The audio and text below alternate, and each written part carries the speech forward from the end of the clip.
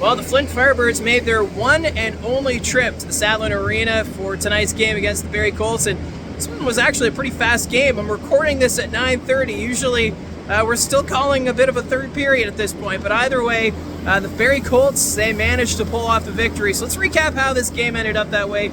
It was Nathan Day versus Ben Horebic in net, and Horebic, he's been having some good starts this season so far, and with Sam Hillebrandt going off to join Team USA at the World Juniors, a great test here for Horebic. Expect to see him quite a bit while Hillebrandt is away. And also to note, the Flint Firebirds wearing their third jerseys here tonight on the road. I gotta say, seeing them in person, pretty snazzy. I like the font they use for the Flint across the front of the jersey. On the back, though, it looks like the Edmonton Oilers with that orange, but still kind of nice seeing some orange. It's a color that's a little underrated and not usually used in the Ontario Hockey League, so I just wanted to do a shout out for the Flint Firebirds and wearing their great third jerseys here tonight. But to start this game, oh my goodness, it was slow. Lots of penalties. I think the first half, the first period, it was a Barrie Colts power play, but the Flint Firebirds, they might have the 19th ranked penalty kill unit, but they had at least 3 or 4 great shorthanded chances. We had Thibodeau with a great chance. We had Lombardi, Aspinall. It was just sloppy play from the Barrie Colts to start the hockey game, but the Firebirds not able to capitalize shorthanded, but they would score when Urban Podrekar would shoot one from the point. It somehow found a way through Horebic, making it 1-0, and for Podrekar, that's his first as a member of the Flint Firebirds. Remember, he was traded here from the Niagara Ice Dogs during the offseason in the three-way trade that saw Tristan Bertucci come to the Barrie Colts. Now, after that, the Barrie Colts, they would respond as Bo Jelsma would score on the power play. Kind of did a lap in the offensive end. High slot, beautiful snapshot over the shoulder of Nathan Day, making it 1-1. And like I said, that first period was sloppy for both teams, and yeah, kind of glad that opening 20 minutes was done.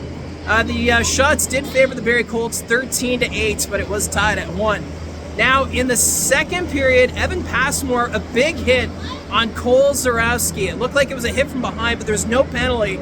And Nolan Collins, stepping up for his teammate, drops the gloves with Passmore. I have to give Collins the edge in that tilt, but Collins would be given the instigator, so the Barrie Colts, another power play in the second period.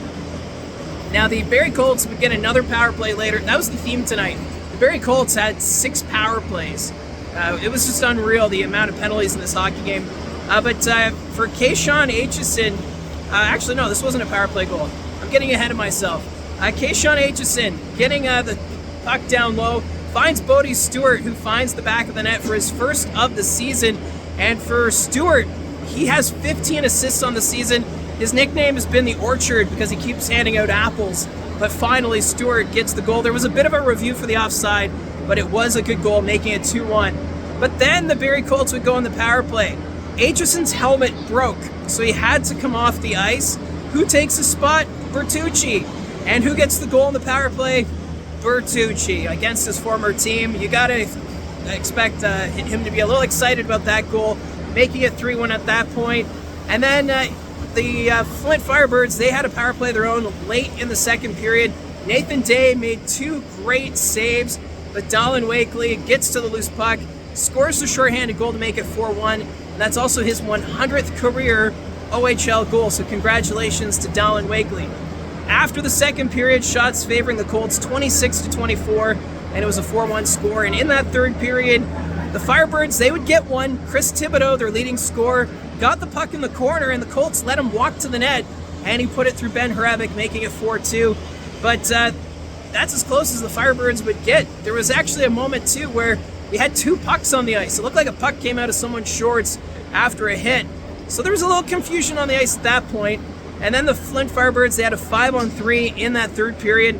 Matthew Mania, Nolan Collins, they both had some great chances, but they could not beat Ben Horebic. And then the Barrie Colts would put this one to bed with Dallin Wakely scoring the empty net goal to make it a 5-2 final. Shots in this hockey game favored Flint in the end, 42-35. But like I said, 5-2 final in favor of the Barrie Colts. Your 3 stars, Dallin Wakely, your 3rd star, 2 goals on the night. Ben Horebic, the 2nd star with 40 saves. And then Tristan Bertucci, the 1st star, with a goal and an assist. So it was a little sloppy on both sides for tonight. These two teams now moving on into their weekend. The Barrie Colts, they will be in Kingston tomorrow night. That's a big Eastern Conference matchup down at the Slush Puppy Center. And for the Flint Firebirds, they continue their road trip as they head up to Sudbury to battle the Wolves Saturday night. So that's it from the Saddleland Arena. Quick game and a big 5-2 finish for the Barrie Colts. So that's it. Let me know in the comment section down below your thoughts on tonight's game. Don't forget to hit like and subscribe. Talk to you again soon.